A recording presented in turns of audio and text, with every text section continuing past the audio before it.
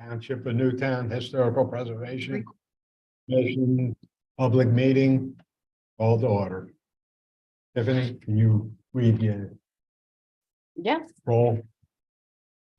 Kathy Cavalier here. Chris Wilson, Here. Bonnie Stuckert, not here. Frank Falcone, Here. Melissa Cuniff here. Tiffany DeMeo here. Thank you. Moment of silence. And pledge allegiance. We'll do them simultaneous.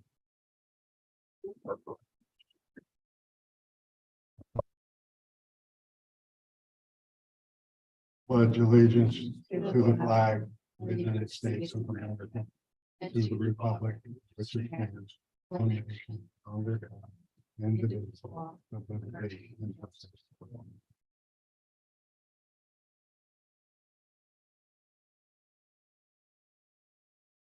Friends and neighbors from the community. No agenda to be added. We get the minutes from the last. Need to go ahead and take a formal action of adopting your agenda. Okay, I don't know. consider approving the agenda. Anybody approve? I'll second. Okay. We approved the minutes from the last meeting, November the 29th, 2022. Did you, I'm sorry, did you vote on the minutes? I mean, on the agenda? I know you had to first and a second. Was there a vote? Oh, Oh. vote to approve the agenda. First. Okay, yeah, okay, Everybody in favor? Aye. Hi. okay, there you go. Approve the minutes from the November 29th meeting. Anybody want to approve it? Minutes from this. Haven't read. Maybe somebody who read them. I'll approve it. Second. Reports historical properties review. Subcommittee, that would be Kathy. Yes, go, okay. Where am I at? Historic, okay, so basically, we have an application that isn't quite completed yet, but it's basically just needs to have an addition. I had mentioned to Steve about another box. The Historic Commission can be an applicant. And I'm going to fill this out tonight and give it to you. But I also, in doing, laying in bed one night, I'm thinking through this and I'm thinking, what is the most effective way? Because it was mind-boggling how to do this. And I think that what I'm going to do, because I have the Planning Commission is the Historic Site Survey, which have already been designated historic by the county and by the Historical Society also. We had the same list, but they initiated it. I'm just going to go through and have present in huge batches, as many as I can. In the meetings, I'm filling with our group and get approval, the applications. Because most of the people were already contacted initially. Then I would think, this is my idea, the onus would be on them to object because they have to be notified. The Historic Commission has designated that their property meets the criteria. And so has the county because it's in here. So that would be the criteria. So if they want to object, instead of doing it the other way where you have to go to every homeowner and try to get them to apply. If they We want have to, you can do that. You can go and do that. Just so you're aware though, we're going to have to notify not only that property owner, but all the property owners around them. Right. For every one of these. Right. So I don't think we want to be doing, 5. Well, just know that means you're doing 5 hearings in a night. Because it's going to require a hearing for each one of those. And so just be aware of how you want to approach that. So you could do 5 hearings in one night. You could, but you're going to be limited in that you're meeting prior to another meeting. So you're going to have to be done in an hour and a half. So, If there were no objections and we knew this ahead. I mean, well, but you don't know what, so let's say you come up with a property owner and the property owner comes in to object. And so they're ready to put on their hearing that of the reasons why they don't think they ought to be. You need to be able to stand there. You need to be able to sit there and listen to their hearing. And so you just have to make sure you can handle that number in the period, in the time in which you have. That's all I just want you to be careful about. Right, or we're picking on most property owners who are not going to object, because in the beginning, when they were going to be included, the majority of them did not object. Actually, I didn't have one object. So I'm assuming if I notify them, and are they sent a letter? So this is going to be handled just like a zoning hearing board Right. case. So you're going to come in and we're going to have one letter that goes out to the property owner that your property is, that if you all are the applicant, Mhm. there's going to be a letter that goes out to them that states that the historic commission believes that your property should be a class 1 or a class 2 Mhm. historic property. And so, we'll send them a copy probably of the ordinance so that they understand what the process is. And then we have to notify every homeowner that's within, and I have to look, I forget what the requirement is, but I believe it's 200 feet. We're going to have to notify every homeowner that's within 200 feet of that property that that's being done as well. So, I mean, there's a lot of work on our end that has to be done for each one of these. And we have to go and post the property and make sure that, they know and everybody else knows that this is going to be a hearing. And then when you get it to you, it's a hearing that you have to give due diligence to. You can't just say, well, we think it ought to be. You've got to hear both sides and know how to do that. So you're going to have part of you that's, what we talked about, part of you will be actually doing a presentation to the rest of your group as to why you think this property ought to be a class 2 or a class 1. And then you'll be hearing from the other side, and then you're going to have to make a recommendation to the board. The notification letter that's sent out, we can write that kind of within bounds any way we want, correct? Like, it could be written in such a way. First of all, your mic on, I'm having a hard time hearing this. I just want to make, It is. okay, move it a little bit I'll put it closer. here in front. Yeah, that's perfect. The notification letter that has to go to the property owner. Yes. Am I correct in thinking we have some flexibility in how that is written? So that it can be written in a way as to encourage a favorable response rather than just saying, we're doing this to you. Well, we're not going to say we're doing this to you that kind of way, but it's going to say that the historic commission has reviewed your property and believes your property would qualify as a class 2 or a class 1, depending on which one you're picking, property under our historic commission. And we have to give them their rights. They have a right to fight that and say, no, we don't want to be. I can't just make it like, I can't whitewash the letter so much that they don't even realize they have rights, if you understand what I'm saying. No. I would think you would certainly include their rights, but I also think that how the letter is written is going to strongly affect how many positive and negative responses we get. Oh, well, sure. But I've got to make sure it's within legal confines, but at the same time, yes, we can make it more positive than negative. So, if that's what you're asking me, I'm but, thinking something that says this is why we think your property is special. oh, absolutely. And I think it should say that. Is going to be much more productive than a cold facts. I know that we put in there that you notify the neighbors. I'm curious to know why. Because this ordinance really doesn't give any kind of incentives that were the objections, which were Because- bed and breakfast and different uses for it. I'm curious as to why the neighbor would be impacted if their neighbor house is just deemed class 2. So because this is a because this is a zoning overlay Mhm. that's being there, anytime there's a change in zoning to a property, the neighboring properties need to be notified. That's part of the process. Because this is because it becomes an overlay throughout the township. It would be a lot easier if all the historic properties were located within, you know, Mhm. a particular neighborhood, let's say, and we were to say this neighborhood is going to be designated a historic commission area and be a historic preservation.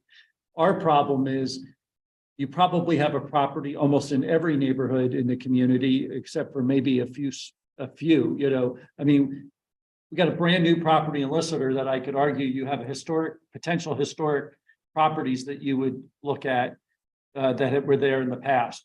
You've got Ellis Preserve that's got a lot of new properties, but it still has historic properties.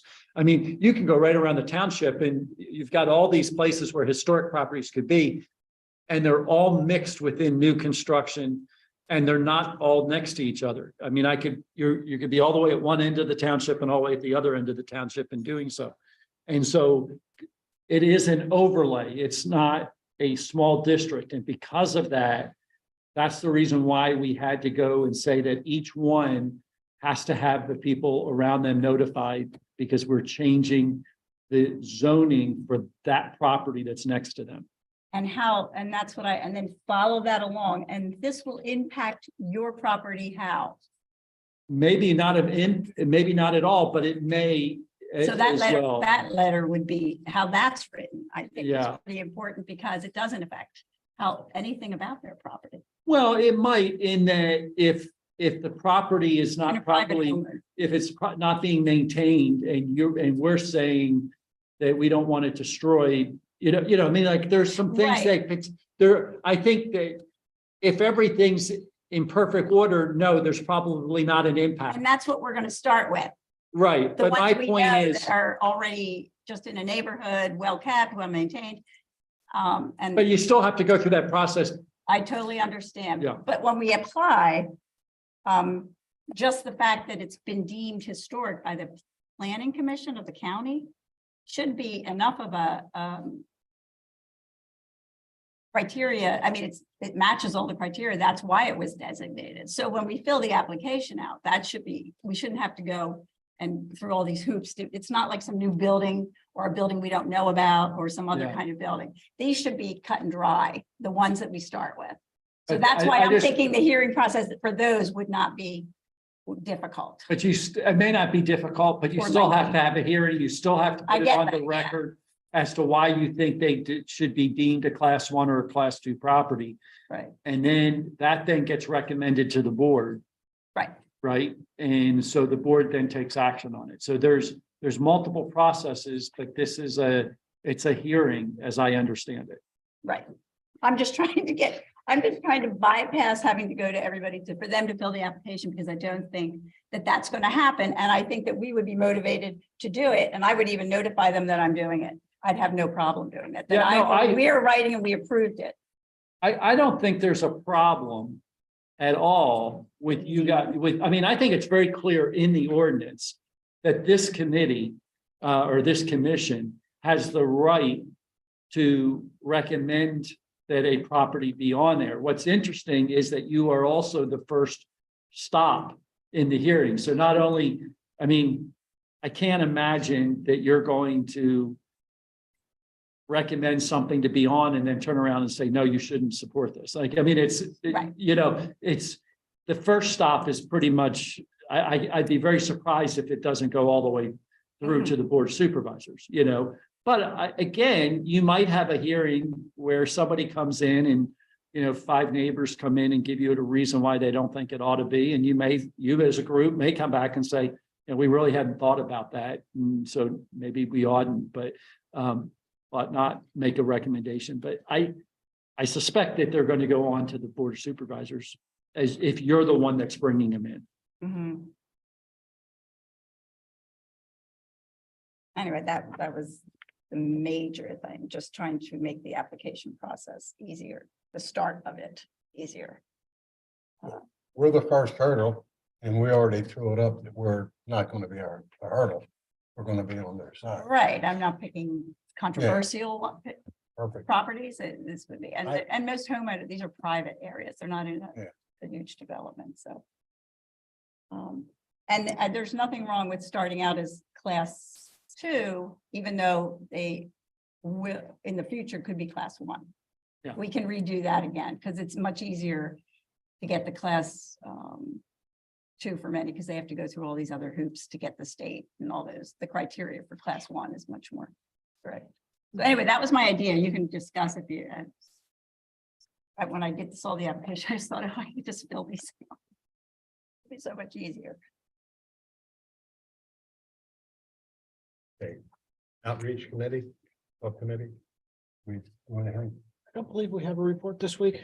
No, I wasn't able to attend the East Goshen Township meeting this month. Have any new business?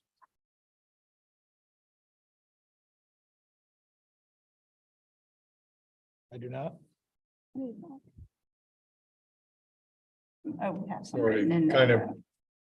talked about class 2, class 1. Application.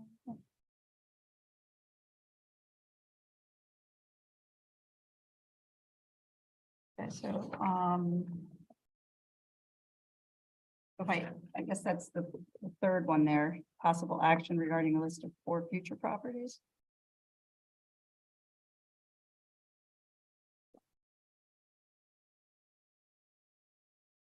I think a couple things real quick. One is that you probably should take action on your application if you're comfortable with that, if you want to approve your application. So I think that's number A1, you should do that. And handle that one way or I'm another. filling it out as we speak. Well, but I'm just saying as the application itself, even not being filled out. Okay, Like, if you're comfortable with that as being your application, then you should take action on the application tonight. And then we would move to the second. well, the one correction I mentioned, can we approve it with that? Yeah, Okay, because I just wrote that on here. the correction is actually attached to the agenda, is my understanding. Oh, okay, so I have the old one. Excellent. You have the correction. This one, No, I just wanted to see the first page because I'm filling out this one. same thing. Whoops. No, you have it up here, Lacey, and it's a equitable owner, under the applicant. Does owner, equitable owner, Lacey? Let's see. And then on the one on the screen shows that we also have historic Okay. preservation. Committee. Yeah. Okay, and do you want to approve? Just go with the property information. He's also the neighbors. In our Lewis house. He's the guy they're gonna be contacting. From the owner Wawa and The empty buildings, yeah. yeah, so he's the, So with the property information, I just want to clarify since I'm filling out some of them. If you know the owner, obviously, we're not including the deed. It's not necessary to include the deed to start an application. Is it? Well, we would argue you need the deed to show that the owner is the owner. I mean, that's one of the reasons why we require, just because you come in and say you're the owner doesn't mean you're always the owner. And so we look for the deed. Sometimes the owner is actually a trust. And if the owner is a trust, then who is the representative of the trust matters, may not be the person who's actually living there.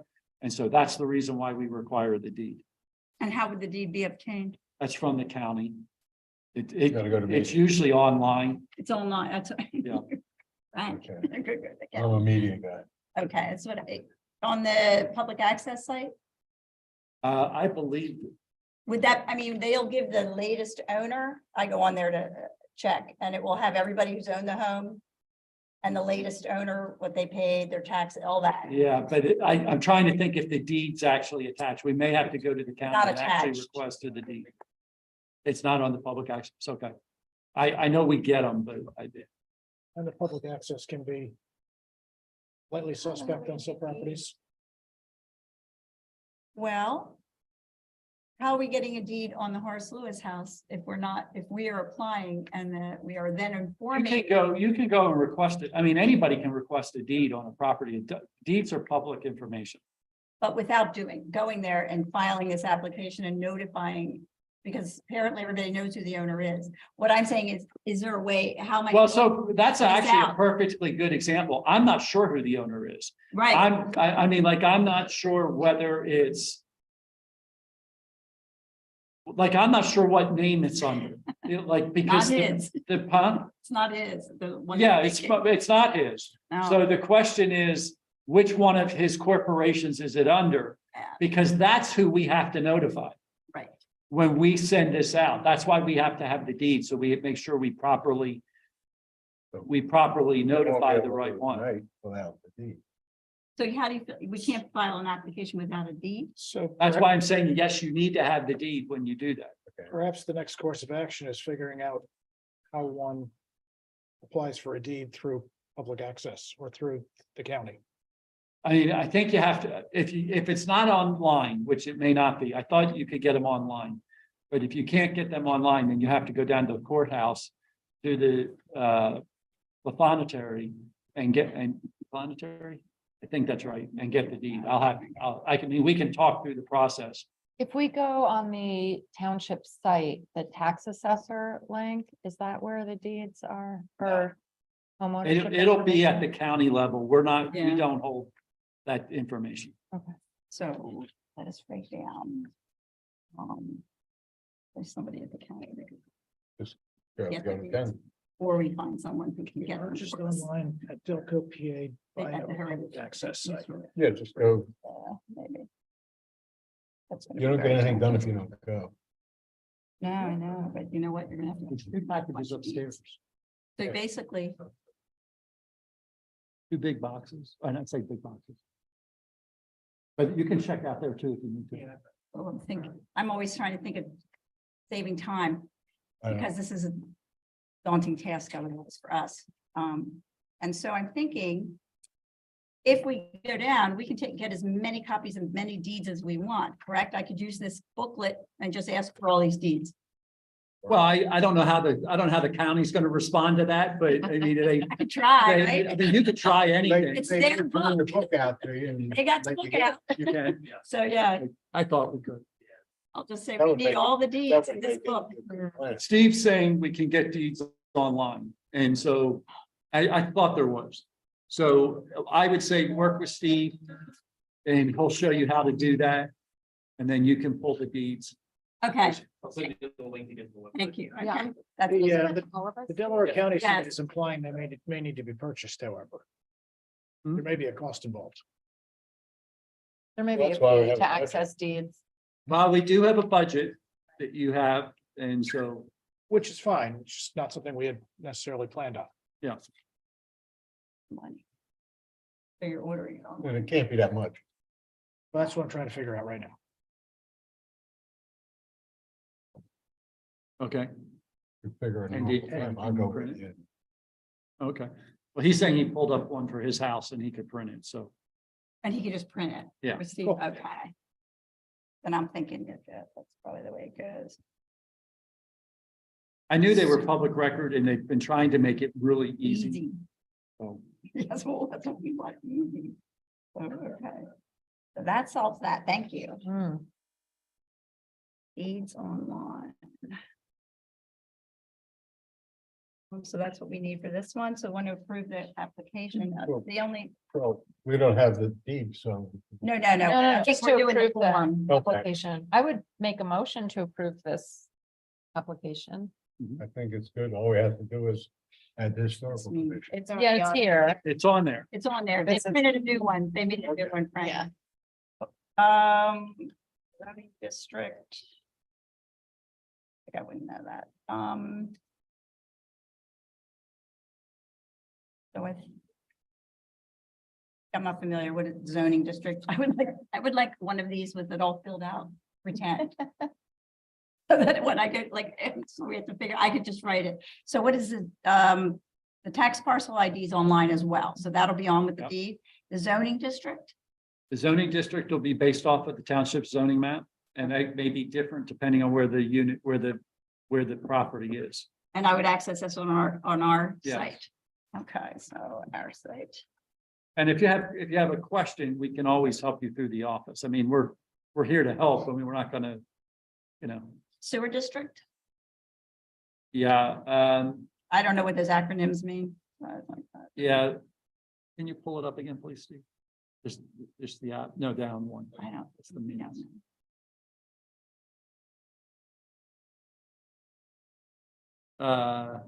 Yeah, so that's just determining whether it's basically on the eastern side of 252 or the western side of 252. It's not 100%, but again, the township can help you with that part of the process. And they may be on-site systems depending on which ones they are, which houses they are. So the homeowner wouldn't have known that either, probably. Well, most homeowners probably know whether they're paying a sewer bill. That's all that's asking. Yeah, whether they know whether it's RHM or CDCA, they probably don't know That's unless, what I meant, yeah. unless they happen to be aware. But that's something we can work. Site is septic? Yes. And quite a few of our historic properties actually have on-site versus. know. So I'm sorry, what is RHM and CDCA? Okay, RHM is Radnor, Haverford, Marple, and it's a sewer authority. And then CDCA is Central Delaware County Authority. Thank you. And if we're looking at it from the township's perspective, if you see on your bill, you're either SR2 or SR3. SR2 is RHM and SR3 is CDCA. Don't ask me what happened to SR1. I don't know. Okay. And the real key is here is it on public sewer or is it not? That's Yeah. the real key. Okay. I mean, I don't know at the end of the day that it matters for this purpose, which one it is, Right. other than that we want to make sure if it's on sewer and we go to make it if it's on lot and they want to do something on the property, it may affect what they can do around the home because the property, there may be a septic system that they would be fighting against or, having to work around versus if they were running, to public sewer. Right, fine. That's good. You want to make a motion to approve the application? I think there Okay. was a motion. made I a don't think there motion. was a second. Surety. We need a second. Okay. Did you get I'll a second? Yeah, they second. All right, Now Tiffany, we vote. then you need to vote. We have to vote. All in favor? Oh, we have to vote. We vote on, will we accept the application as? Yeah. Yes, no? All All in in favor? favor? All in favor? Aye. No, yes. Frank. Okay, Frank. So we're good. Are we to old business? No, you're still on, I think, Number 2. number 2. I would just make a quick note for you. I just looked this up. I just wanted to make sure. We have to do a public notice if is for each one of these applications, just so you're aware. The second piece on here is that there's a requirement of a 30-day notification to the property owner. And they have 30 days to respond once they're notified. Oh. So just be aware that may impact how soon it's on your agenda. And then once you have the hearing, or once you get the information, you have 20 days to give that to the Board of Supervisors. Okay. And then the Board of Supervisors then would hear it for the purpose of deciding whether or not to change the ordinance and list those properties in the ordinance.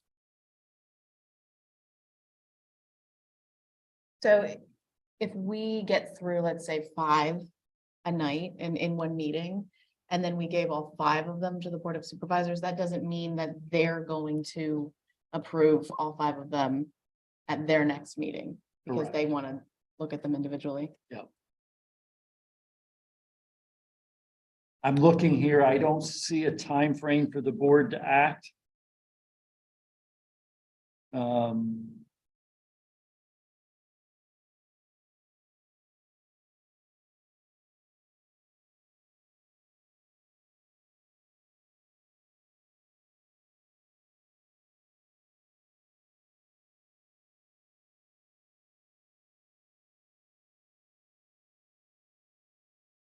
Yeah, it just says the Board of Supervisors shall from time to time by ordinance add, delete, or rectify or reclassify building structures and sites to and from the historic resource inventory.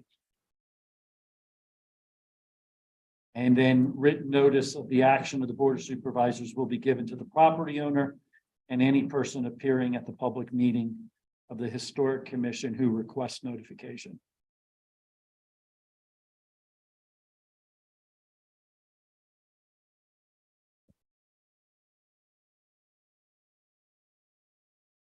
So I just want you to understand that there's a procedure that, you know, so if you fill it out today and we happen to be able to get it, you know, get the person notified tomorrow, let's say we could do that.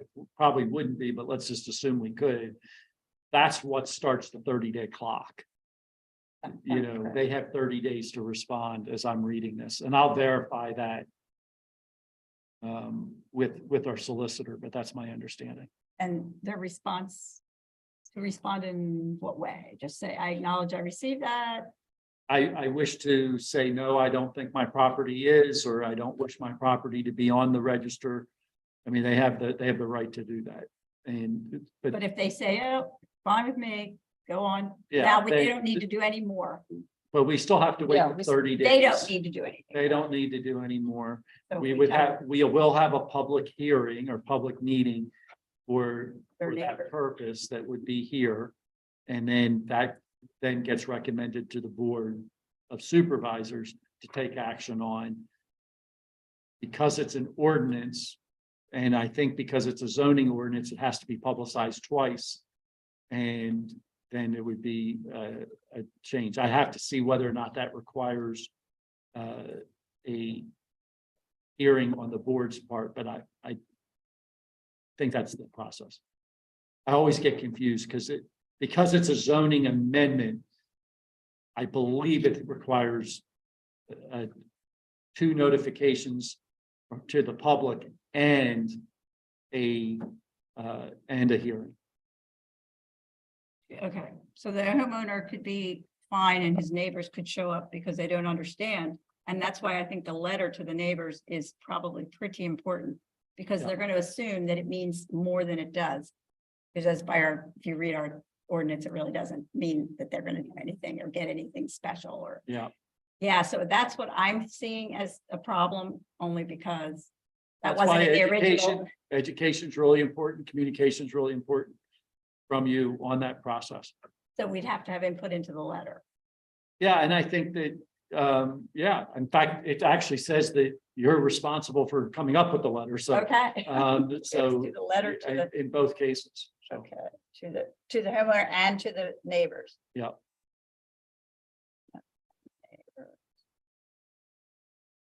Yeah, because it's gonna say somehow on there because it's a zoning. That somehow the word zoning is gonna be in that, so that they're gonna think that there's some zoning change that in reality there isn't, no, there is a zoning change. but it doesn't. It doesn't necessarily Do anything. mean, it doesn't mean that there's necessarily an impact on them, but there is a zoning change. That impacts the property in some way. Right, because the property now, once the property is classified as a historic property, but through this commission and through our ordinance, there is an impact on how it can have, you know, property owners not taking care of it, and it's demolition by neglect. You have some you as a commission have some rights that you can wish to take. If they come in and they say, we want to tear down the backside of the building because we want to bust it out and add something on, you have a right to weigh in on that part of the process. And so there is some change of rights because of the zoning, and that's why it's a public process. Right. For the homeowner. So in actuality, with a twisted little bit of logic, the neighbor actually would benefit because they'll know whatever that person's. So if you word it a certain way that actually the neighbors are gaining, they're not in peril of any kind of infringement on their property. At this This is point, totally what this, that's what I mean. They're getting notified that, yeah, oh, guess what? Your neighbor can't do these things now. Well, I mean, without coming forward. So that, I guess, is kind of weird part of it. that's the nature of the zoning amendment. Right. Well, sometimes it is. If some people want a zoning where it's a fence. or No, I'm saying in this fence line. case, there's not a huge impact on No. the neighbor, No. unless it affects the valuation of the property. And it would only go up, yeah. I see it more of an issue is if. And I'm gonna pick on something I know. I know there's a barn that's on Goshen Road. That the Historic Commission, the Historic Society was in favor of allowing to become a residence. Probably about 5 or 6 years ago. It was one of the first zoning cases while I was here. I was actually still the zoning officer, so that tells you how long ago it was. So it was it was an old barn that the property owner wanted to make into a residence. The zoning board ended up saying no, they didn't, based on all the changes that they wanted to make, that they felt like it could potentially become more rental property than it was just a residence. Because the house itself that's there is being rented. And so a lot of the neighbors came out related to that. But if that barn is not being maintained and now becomes, by neglect, it starts to fall apart, that does have an impact on those residents that are around it and what that looks like in their neighborhood. And so that's where I see the neighborhood potentially having a benefit, but not at the same time. If you all as a group were to say no, and the board was to support your no on demolition, they may be stuck with something that's in their neighborhood for a long time that's not coming down. And so depending on what classification it is, right? I mean, classification 2, is a little bit different than classification 1. So that's the reason why I say I could see a neighbor potentially coming out and saying, I have a concern about this as I understand the ordinance. Right, and that's what I was saying, or misunderstand it, and that's usually what happens, and that's most of the people who came out to begin with. I suspected in the beginning, you're gonna have a lot of people. I suspect in the beginning, you're gonna have a lot of people coming in because they're not understanding, and the more people come in, the more they understand. The word will get out about what's happening, and then it will become less. Okay. It's kind of like the zoning cases that we have, people coming in for front yard fences. Almost no neighbors come in today related to a front yard fence. They just don't. But when the property owner, they still have to go through the hearing, they still have to go through all of the steps to do that. Okay. Okay. That's good. I'm good. Freeze done. Good for. Yeah, I don't think there's any action you have to take. I just wanted to Yeah. cover a couple of those things. Old business. Goals for 2023. We have it right then. Did we? Could we talk about sending out letters to all the people? Is that one of our goals? 2023. So the goals that we had from last time was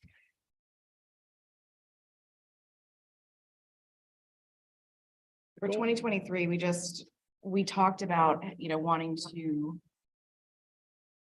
to get X number of properties classified. But in doing that, Stephen had said, let's make sure that they are written as SMART goals. So given what we've talked about today and the process and the information in the application, do we want to, for the specifics, how many applications do we all think that we could complete in either a meeting or per hearing or annually, however you guys want to state that goal? I don't know, in a quantity. You want to send out a lot of letters or a couple of letters? Well, the idea of sending out letters. Township is. Okay, well, that's what I mean. Yeah, the We're idea applying. of sending out letters seems to be passed by this, Mhm. because in this, we're gonna send out the letter with the initial, we've done this application for you. Right, so it's really how many applications are we going to? And if we think 5 is the maximum that we can do in a meeting, then we're probably looking at no more than 50 over the first year. Right, so that's a specific, and it is measurable, but is it achievable and realistic? 5 in We one won't meeting know. seems like a lot to me. Yeah. I just time, if you think of the time frame in the average meeting. 5 seems like a lot. Well, if the homeowners don't object, I would think that's the biggest stumbling block. But we just- Neighbors can come in, but we can still override the neighbor, correct? Well, you're Because gonna make we- it, you're gonna take an action, you're gonna make a recommendation, but you have to. You have to at least, it's kind of like the board of supervisors, so I just, want to be clear, you have a responsibility to hear out the public, so you're Right. gonna have to listen. I'm not saying you're gonna have this, but I've sat through meetings where there's 30 minutes of public comment on one issue. Right. And you get done, and then you move on to the next one. Now, you may be prepared to go ahead and say, we still think this needs to happen, even after listening. And you take that under advisement, you make your decision and you move forward. The question that I think becomes the issue is, not your process necessarily in regards to, how you process it after you hear the public comment, but just how much public comment do you get? And if you're looking at a 1 or 2 hour, you're looking at basically a 2-hour window, an hour and a half roughly, how many, if you had 30 minutes of public comment on 3 of them, that's just the public comment. That's not even you putting on a case and or the property owner putting on a case as to why the property should or should not be a class 1 or a class 2. If that makes sense. It may- That part doesn't. It may take us a number of hearings before we figure out what's realistic. Yeah, I think that's, I think, and that's what I'm trying to say is, I think my recommendation to you you should do a hearing the first time and go through the process and figure out go through the whole piece and see how it works and what you would want to make changes to in the process as it goes through, because you haven't done this Yeah. before. I agree. No, I understand that, but we're picking one from the get-go that's going to be tough. The ones Well, I'm not I'm saying- talking about are more simplistic because the homeowner is going to be in favor. And that makes a big difference in your hearing part because you can listen. Thank you very much. Thank you very much. Thank you very much. But the homeowner, and see, I'm thinking from the perspective of the ordinance and having worked on that I don't see how when someone's supporting being on it, because they all want it to be on it anyway, many of them, how those would be the same. This first one is difficult, Well, I think. You may find that some of but your easy I'm ones are difficult. I'm not saying Sure. take the first one and use because it's difficult. I'm saying even if you have an easy one. And I think would- we had talked about the Friends Meeting House as potentially one that I think they were actually wanting to be a class 1, They do. but so I would think that's a good one to go with. That one potentially could be the applicant being the Friends Meeting House versus you, Mhm. you know, as a commission, and you go through the process and you see how it works. And then you say, okay, we didn't have anybody come for objection. We, you know, and it still took us 15 minutes to put on a decent enough case so we have a record as to why that property should or should not be a class 1 or a class 2. You know, I mean, part of the process, if having the public meeting isn't just saying, oh, we think it should be, you should be able to go and give a pretty legitimate reason why you think that property should be a class 1 or a class 2. How does it fit? It meets these 7 criteria. And so therefore, Or one of them. or one of those criteria, you know, whatever it is, but the property itself may meet more than one. Mhm. And that's my point. It, you know, it only meets one of the criteria. And that's okay. And then you say, yeah, that's enough. Or maybe you look at it and you go, well, maybe that's not. But I think what you have to be careful about is that you can't walk in to the public part of this process and say it's already a done deal. Right. Because if that's the case, then why have a public process? And so, you know, there is a public process for a reason. And so you have to sit and listen through whatever the public's saying. The property owner themselves may come in and make comment. Is that comment going to be 5 minutes or is that comment going to be 25 minutes? And I don't know that you're going to know that until you start doing some of these and somebody comes in and says, this is why my property really should be a class 2 piece of property, or, you know, if you're presenting it, here are the qualifications that we found that made it be that way. And then go from there. I'm sensing that there's some question there. No. I understand that process. I guess I'm just in making the case, sure, for some of them, but when they've been designated historic resources by the county, I don't understand why a case has to be made again in any great detail. It's already been documented. The history of the building's been documented. It's been designated by the county as a historic resource. Because it's now going, it's kind of like, I see that we present it that way, but I don't know if we have to go on and give this presentation like this is something when they're already a historic, It's because. I think it's easier if there's no objections. probably. Okay, if there's objections, I think there's more, you have to do it, you have to build a case. Because your board, the board of supervisors is the one that's going to have to make a decision. And so if there's not a pretty solid case built, when it goes to the board of supervisors and 5 neighbors show up saying, we don't think this ought to be on here. My guess is the board of supervisors is going to say, wait a second, all I have is just because it was on the county list, you know, what does that mean? And so I think that there may have to be a little bit more than just, oh, it's on the county list. Oh, no, that's not, I'm just saying that that's the starting point for all the historic buildings that we sent out about the ordinance. That Yeah. was where we went. And that's going to be the starting point for for the buildings that we're asking to be put on. Yeah. Not a building, there are people who would like their homes on it that aren't in here. I know Sure. them.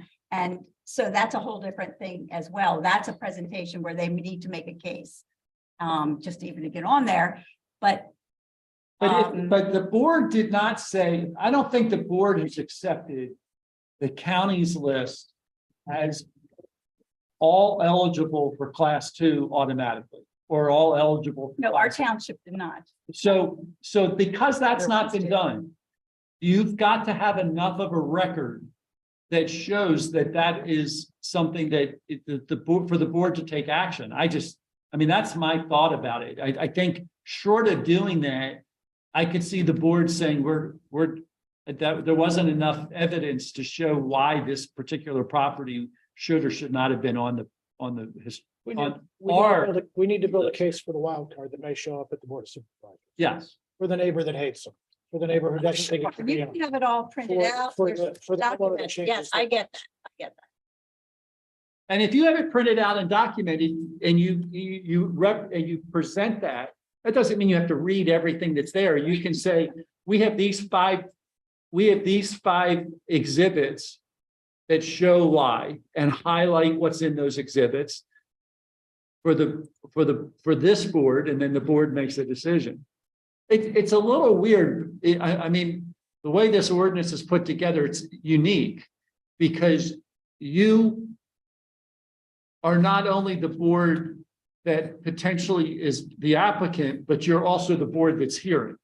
And so it's like you are the judge and the jury. I mean, and you could actually be, the prosecutor, the judge, and the jury in this case. And so, it's kind of an interesting kind of position that you're in. And so I just think you have to, before it goes to the Board of Supervisors, you have to have enough of a case so that when they get it and they're going to say, yes, this one should be added, or no, this one should not be added, they have something to base it on. And remember too, if we decide to write goals that are a little bit more conservative to 1 to 2 applications for each of our meetings, it doesn't mean that we can't, as we refine the process, decide, well, let's try to increase that for the next one. Sure. This is just something to start with. Yeah, I would say for fine. your first year out, make your goals achievable for what they are. And if you end up producing twice as much, you end up producing twice as much. But The first goal in here was establish procedures for distributing and submitting applications. So that's still a work in progress because we know that Kathy, you can complete or we as a commission can complete the applications. But the letters, we still need to draft letters and document each step after that: posting, hearing, meeting, posting again. So I think, like Stephen was saying, for the first one, that's really going to be our litmus test for that, establishing those procedures. And then after that one, I don't know how quickly we can move on to the next batch, because it's going to probably take 1 or 2 Not meetings. Yeah, I know, it's That's the frustrating, point isn't of it? Well, I know Yeah. that that's why it was done that way, so it is frustrating. So Yeah, yes, I get it. So that's fine with me. That's good. I'm fine with that.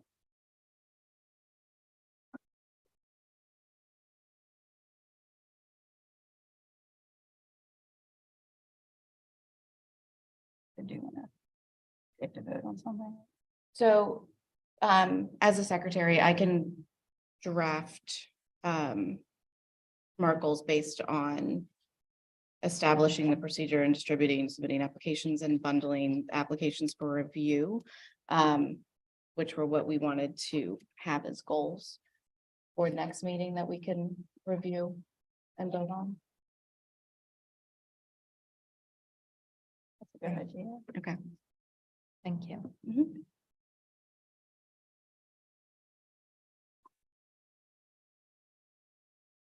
I will say this, we placed your meeting on the Tuesday night, the 4th Tuesday of the month, I think is what we had talked about. And 6 times a year, but not all the times here, the Bartram Bridge meeting will be after that. And so that's where your challenge is, that you're going to be kind of locked in. Actually, I think this next year, 4 of the 6 meetings are either in Willistown or at the bridge for their meetings. So you would only have really 2 nights that it really matters. But just be thinking about how long you want to be sitting here any evening and hearing testimony and those kind of things as you think through that process. Well, did we say before that the hearings do not have to happen on the same evening that we have our meetings, or we would? I think that it's going to be hard for us, just in that there's not so, Logistically. it's the logistics of having a Designated hearing evening, a different night, only because of how many nights I have available. right? because of other meetings. I just wanted to ensure that that's what our goal is that we do need to make sure we have enough time in this meeting. I think that pretty much you should plan on that, just in consistency, so that people who are putting in an application, when would my hearing be? Your hearing's going to be on the fourth Tuesday night of the month, typically, And it's not that we can't change and do another night if we have to, but I think it's just easier if it's pretty consistent. Mhm.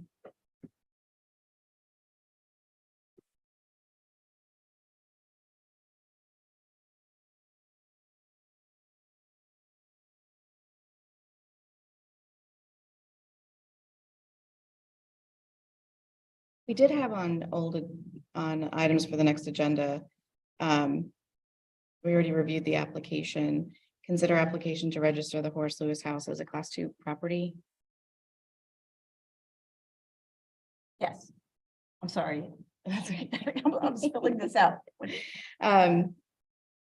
The items for next agenda, consider application to register the Horace Lewis House as a Class 2 property review. That was what we were supposed to do, but we don't have it Okay. completed yet because we just got Because the we new just approved the application. application, yeah. Plus, I don't have the deed yet. I'd have to copy that. I guess I can send that then. Can I just pull that up and send it via email? The deed? To everybody, I'm not sure what you're The asking me. deed, to fill out the application for this first time. I mean, I don't have the deed. We're filling it out. If we can get it online, can I just send it? Yes, Yeah, so I don't have to put that attached to anything. And I guess you could do the applications technically with You can just print the, DocuSigns and other you things can like just print the deed and attach it. where you can to fill that, them out right? electronically. Can we do that? do we do An applications electronic online, application? not for zoning or anything? Okay. Okay. Currently, we're not doing that. And just so you don't misunderstand that, it's not like I'm frustrated with all these I just saw how much work is involved for us to do. So I was trying to come up with ways to kind of consolidate and do it, because it's kind of overwhelming. It's a lot.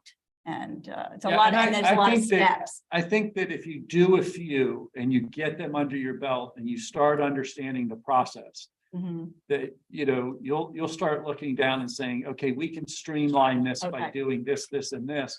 And then we can figure out how we streamline it in the office, because you got to remember, this is new for you and it's new for us too. Yeah. We're not doing, I mean, I we're know. following the zoning guidelines. But, we have to make sure that it gets advertised properly. We have to make Okay. sure that the notices are given.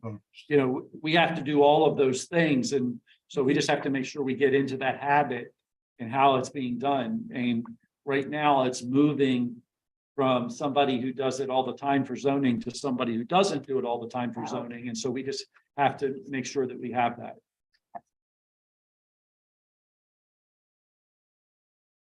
I can send them.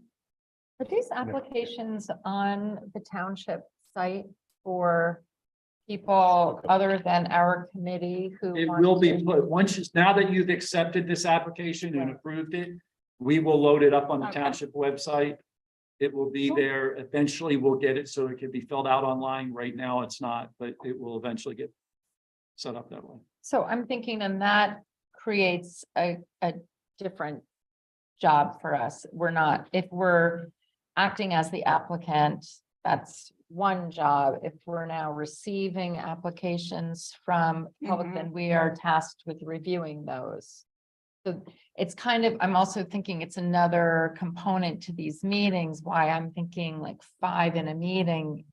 We're Maybe too kind of much. taking, I think we're speaking from the perspective that we're completing this Right. application. And somebody else. We're might going be- to be getting, I would imagine, people who are also sending in applications. That'll be part of our time in our meetings. Yeah.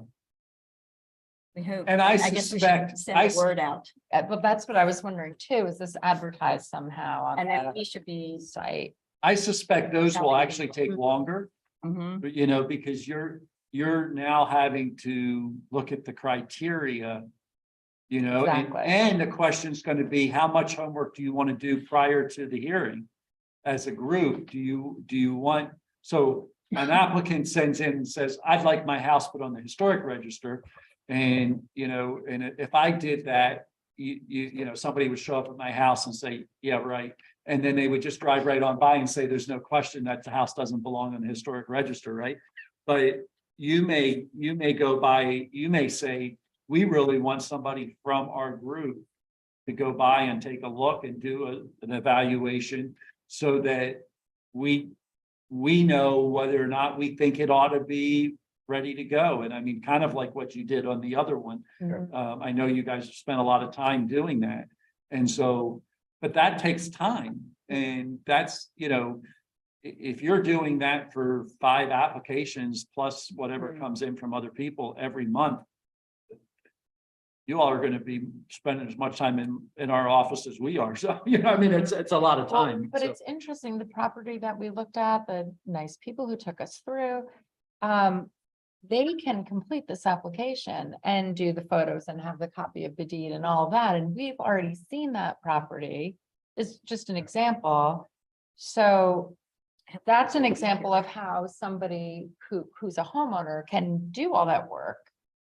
And Yep. present it, and actually in that case, we've already seen it, so it would be kind of easy. And to- I think he's looking at the National Register. Okay, but I'm just as So, an yeah, so he's example, gonna do a lot of work. Oh, yeah. right?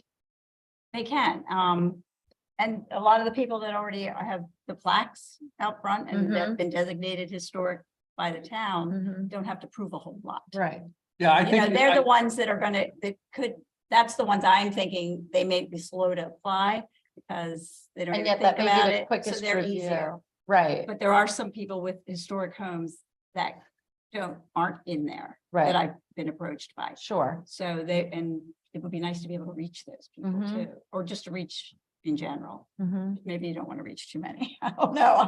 I'm, you know. But it not would be sure. interesting if we start getting in applications from homeowners, then our scheduling is also, Different. I think our scheduling in these meetings looks different because it's, you know, review applications of homeowners A, B, and C, or, Yeah, I think you're going to get into you may get to a point where that's all you do. And right, that's what I'm, that's you kind know, of what I'm because wondering. that's really Mm, what you can handle. And, Right. you That's know, kind of, yeah, that's kind of where I'm seeing it may go to. And in those instances, then we reserve filling out the application for the ones that are in jeopardy. That they're not coming forward. Mhm. That would be Right. ideal, wouldn't it? It wouldn't be bad, yeah.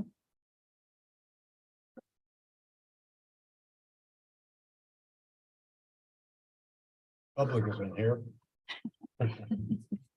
Items for next agenda. We already did that, SMART right? goals and move the Horace Lewis application. We're ready for adjournment. Just a quick question on that. If the Horace Lewis application is turned in the next couple of weeks, how does that? What will, you'll start that already then? Steve? well, I think the key is obviously, you know, requires 2 letters, right? Requires a letter to the applicant, and you all want to review that. And so we got to figure that out. And then it also requires a letter to the adjacent property owners, and you all want to figure that out. You know, I mean, both of those require your review. So if you want to, if you want to have somebody who's doing that and helping us, you know, put those letters together, we need to get that. And that's going to take longer the first time, Mhm. you know, and it may be that we do it. That you have 2 different letters, like one letter is, you know, we've received your application. It'll be under the review, and here's the process for somebody who's submitting it on their own. And then the letter that goes out to the neighbors becomes the same, right? It's that doesn't matter. The second one,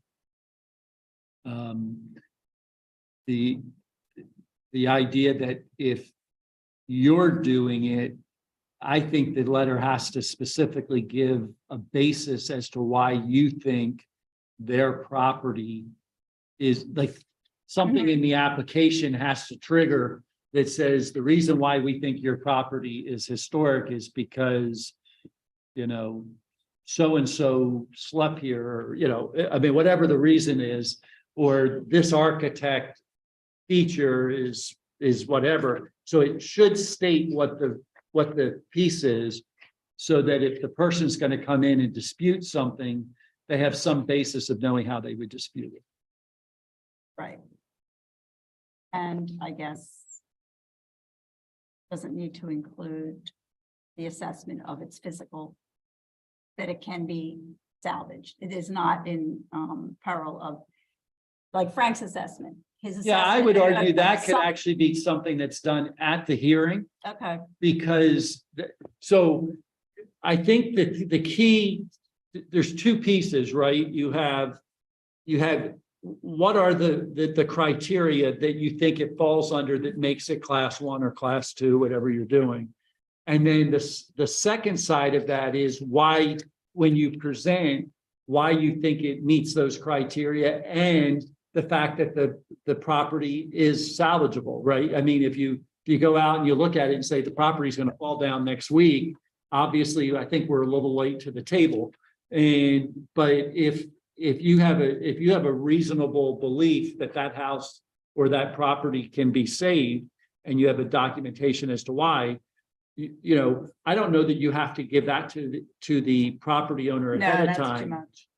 They should be coming in, if they don't think that's the case, they should be coming in with their assessment that says, yeah, we hear you. We understand why you think this property, and we would agree that it meets it meets the requirements for classification 2.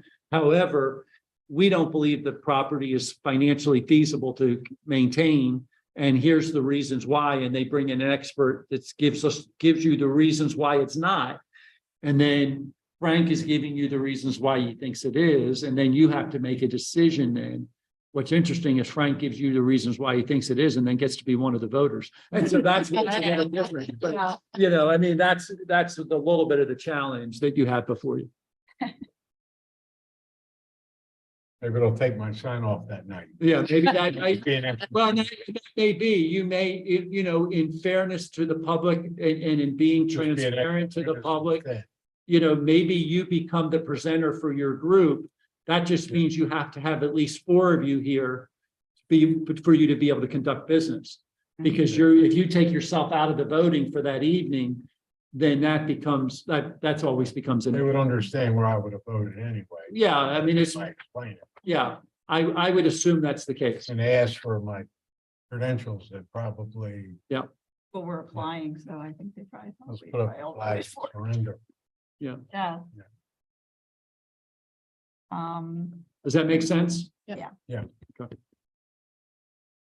Kathy, let me know if you want help drafting those letters. Oh, definitely. Okay. Time wise, yeah. Do we need a sample of any other type of letters that are sent out to homeowners from the township? No.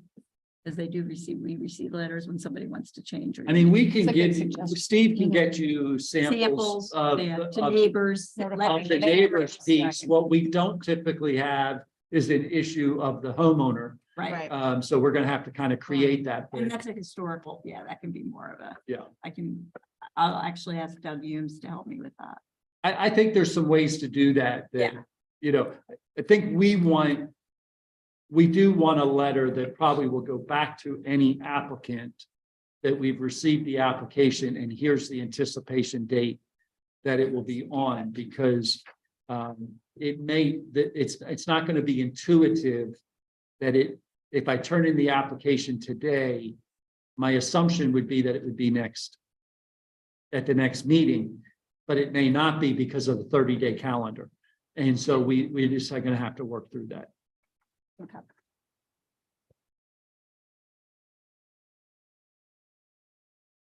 And then we'll have the other thing that we probably need to think about and have you working on is, what does your letter look like?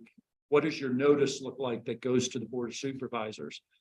Because if you have that, if you have a structure in place that you know, this is, if every one of them has a certain structure that you want to build and go through, you could have that in place and almost be filling it out on the night that the presentation's happening. And then it's just a matter of getting it typed up so that it goes to the board and it's pretty easy versus, because you have 20 days to act Right. and get it to the board. So, but my guess is nobody wants to walk out of here and know that 20 days from now they have something that's due. If we can get it kind of in a structured format Mhm. that we can be able to present back to you, because you've taken these 5 things and said, this is the criteria, this is what we've determined.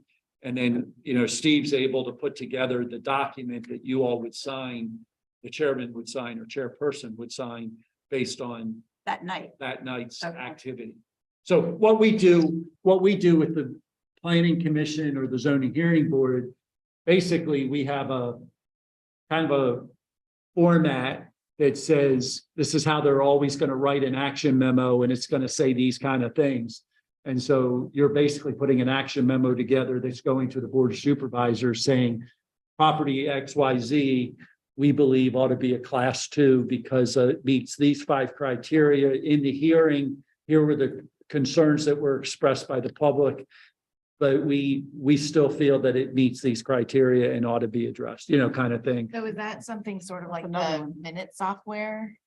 Or is that I more think like a it's, template that we have? I think it's more like a in Word? template outside of that, that's probably in Word. Okay, is That there a could be. sample maybe that Yeah. Steve can share with us? I can get you a sample of what we've used for the planning commission. Okay. It's not a direct correlation to this. No, but like how you open it Yeah. and how you close it and sort of just the language that's It's expected. almost think about like a memo. Yeah. It really is put together that way. And Okay. I'm trying to even make theirs even more simplified.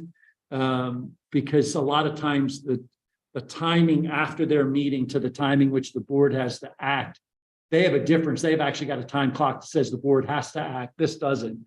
Mhm. But you have a timing to act, but the board doesn't have a timing to act. And part of that's because, you know, if the board knows you're doing 5 a month, my guess is they're probably going to act once a quarter because it's pretty expensive for us to change an ordinance. It's actually changing an ordinance every time we do this. And so that's the process. You're looking at me like, what am I saying? Yes. Okay. Explain that one. Okay, so if Every you time they recall, in your ordinance, it actually lists the properties. Yeah. And so when the board takes an action on it, it actually has to be done in an ordinance format. It's actually a change to this ordinance that They have to list. that has to be listed for those properties to become a class 2 or a class 1. And so once that's, the board actually has to go do that. That goes back to my comment that I think because it's a zoning ordinance, it has to be advertised twice. They have to have the hearing at their level for it. There's that night. And then they can act on it. But if they know you're doing 5 a month, they probably don't want to do an ordinance change every month. I can tell you, when we do ordinance changes, we spend anywhere from $1,000 to $8,000 doing that in ordinance changes. So Per it's property not, or in a meeting, huh? per property or per meeting. Every time I change an ordinance, right, I have to pay our codification team to go in and make the adjustments. This one may be a little bit more simple because all we're adding is a property to our ordinance that already exists, but it's still, we have to Okay. advertise it twice, which is, there's a fee to do that. And then you have to have the hearing, which I can't remember whether this requires, I'll have to look. We may or may not have to have a transcriptionist to do that. And then, there's a lot of process. And Okay. that's the reason why when you do some of these things, when I said it's roughly about $800 to do this, that's the reason why it's so expensive. Because then when we get done, then I have to notify our codification group that the ordinance has been changed and they have to go do it. I know typically we spend, I think like $500 for just adding a street that's a street sign, like a stop sign. So, And is that- it's, Is that part of our budget? no, yes. To change the to ordinance. change the ordinance, yes. So that's why we want to do these in buckets as we do them, because it's much more efficient. But they may not approve them in that method you're saying. I'm saying they probably will. My comment Could is they do they, just list 5 and then approve that and change the ordinance for all 5 at one time? yes. Okay, But my guess is if they know you're doing 5 every meeting, yeah, they'll probably say, we'll change the ordinance once a quarter. gotcha. And then they'll put them all in at that And time. they put them all in at that Okay. time. I get that. That's That, right. that I didn't understand what that. That's what I'm trying to Okay. say. Yeah, Yeah, But I will say, once you take action, I think it starts the process. Like Okay. it's like that, once you get it to that point, even though the board hasn't actually changed the ordinance, I think it's set up that Okay. that we're moving. And I'll have to clarify that with the solicitor. Because I know you're also fighting against some property owners who would try to come in and do something before you get something done. right. So. Okay. Okay. Okay.